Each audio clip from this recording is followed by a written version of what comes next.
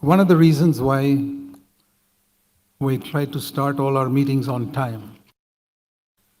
I don't know how you do it in your local church. I realize in the villages, some of them don't have watches. Buses take a long time to come. You can miss out and you can be late. That's okay. But if we don't make an effort to go to a meeting on time, something is wrong.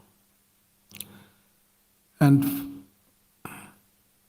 we read in Luke 22, verse 14. Luke's Gospel, chapter 22, verse 14. That when the hour had come, there was a certain time Jesus fixed with his apostles saying, I'll meet you there. And when that time came, they did not have to wait for Jesus to come. He was not a king who comes whenever he likes. No. That is senior pastors. They come when they like. Jesus was a servant. And he was there on time. I don't know about the others, but he was there. But here it says the apostles also were there. So we should make every effort to start a meeting on time because we speak the truth. If you say a meeting is 9:30, that is the truth. But if you start the meeting at 10 o'clock, you're not speaking the truth. You're a liar. If you plan to start the meeting only at 10, why do you tell people you're meeting at 9:30? Tell them we are meeting at 10. We must be truthful about the smallest things. That does not mean everybody can be on time. You see, people travel long distances. Children may be having to go to the toilet last minute. Traffic rush. They can be late. So many of our meetings may be late. That's okay. All I'm saying is we must try to be on time. That's all we can say. And I will not question anybody who comes late. There could be many reasons, especially those who have families, those who have to travel long distances, catch a bus and all that. But if we don't try to be on time, that means we don't have a sense of responsibility. Even villagers who have grown up in the villages, when they join the military, they all learn to come on time. How is that? They are uneducated villagers. They join the military, they're on time. And that's because in the military they punish you. I know. If the morning parade is at 6:30 and you go at 6:31, they will teach you such a lesson you will never forget for the rest of your life. That's how I learned to be on time. But that is by punishment. We don't do that in the church. We follow Jesus, who said when the hour had come, he was there. So again I say, don't condemn yourself if you're late because your children were late or the bus got held up or the traffic was, okay, quite all right. Even if you're half an hour late, okay. But try to be on time. Do your best to be on time. In other words, plan your life so that you start a little earlier. Try to be on time. But if you're consistently late, we have seen in CFC Bangalore, there are some people who are always late. And the people who live far away, they are on time. So it shows it's not because of distance or traffic, it is because of a lazy attitude to keeping time.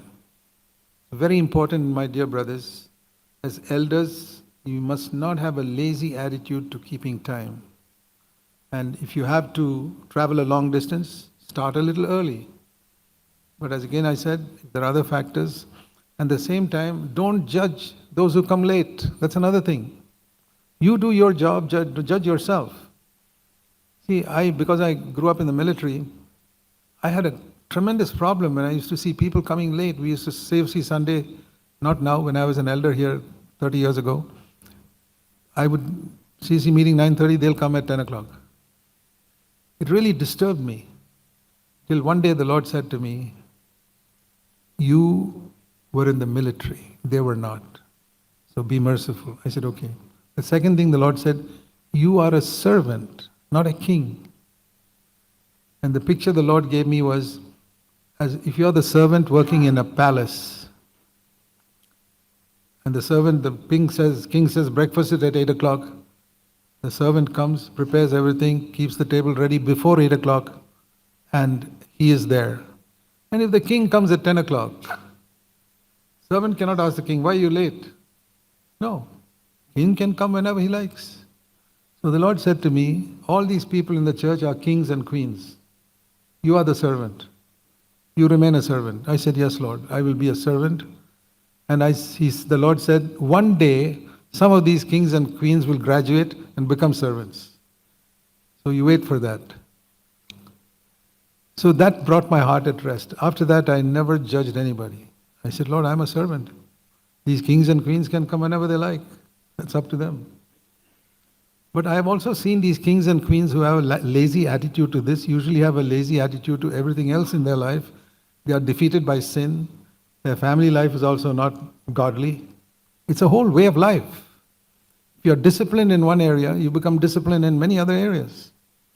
So it's a small thing, but I want to encourage you, dear elder brothers and others, to learn discipline in every area. Turn with me to 1 Corinthians and chapter 9. 1 Corinthians chapter 9. I'm not scolding anybody here because I don't judge anybody who comes late. But I want to challenge you. It's like somebody who's running a race and the coach says, come on, you can get a better time. You can run that 1 mile faster than that. Come on, challenge. That is a challenge. That is not scolding. And it's very important that we learn to challenge people to a more godly life, more disciplined life. 1 Corinthians chapter 9, verse 24. Don't you know that all those who run in a race run, but only one receives the prize? Run in such a way that you may win. And to whom is Paul writing this? To the worldly, carnal, Corinthian Christians. Can the Corinthian Christians run in such a way they win first prize? Yes. This verse teaches us that in the Christian race, it is not only one person who gets first prize, everybody can get first prize.